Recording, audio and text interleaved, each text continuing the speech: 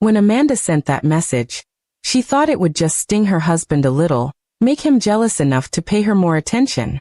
They'd been married for 6 years and lately, she felt he was becoming distant, always focused on work, tired, and not as playful as before.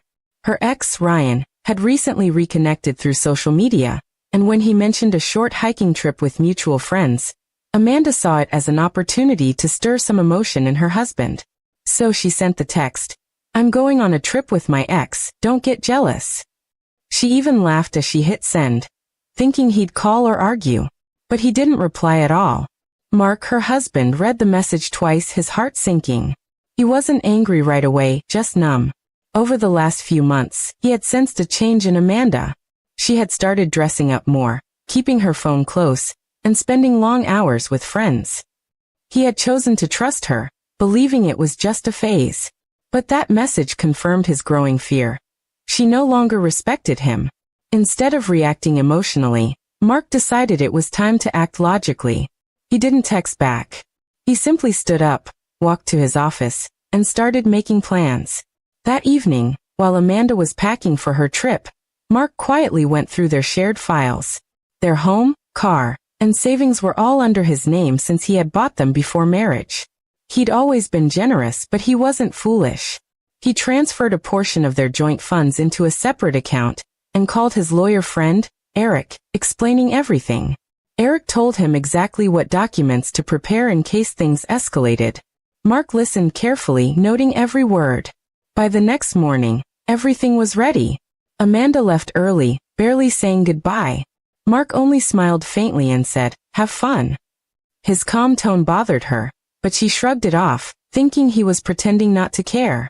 She posted pictures from the road, tagging Ryan and laughing in captions. To her, it was harmless fun, just trying to make Mark jealous. But while she was posting, Mark was doing something she never expected. He packed his essentials, took their wedding photo off the wall, and stored it away. Then he drove to his parents' house, leaving her a short note on the kitchen counter. "Take your time with your trip.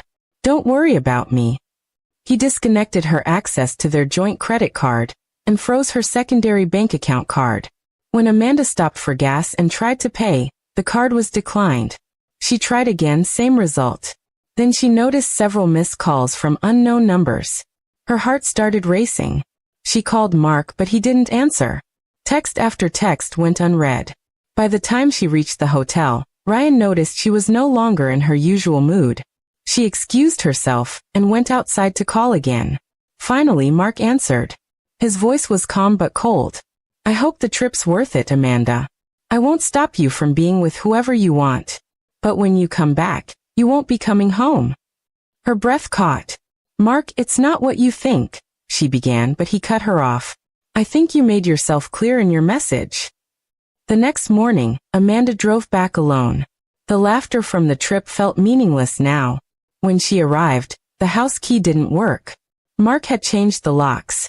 Through the window, she saw that his things were gone, his clothes, his computer, even his toothbrush. A sense of dread filled her chest.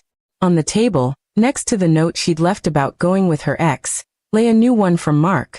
When someone plays games, they shouldn't be surprised when the other person stops playing. She tried calling him again and again, but Mark didn't pick up. Instead, she received an email later that evening. It contained a copy of their separation papers and a short message. "You said don't get jealous. I listened." Amanda broke down. The weight of her actions hit her all at once. She hadn't actually done anything physical with Ryan, but she knew emotional betrayal was still betrayal. For weeks, she tried to apologize, sending long messages about how it was just a misunderstanding. Mark read them all but never replied. His silence hurt her more than any angry words could have.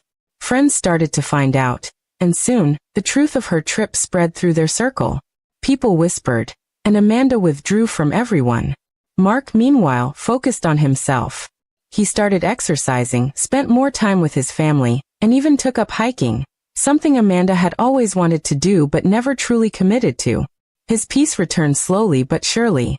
He realized he'd spent years trying to make someone happy who only valued attention, not love. Months later, Amanda saw him at a cafe, laughing with a woman she didn't recognize. They looked comfortable together, the way she and Mark once did.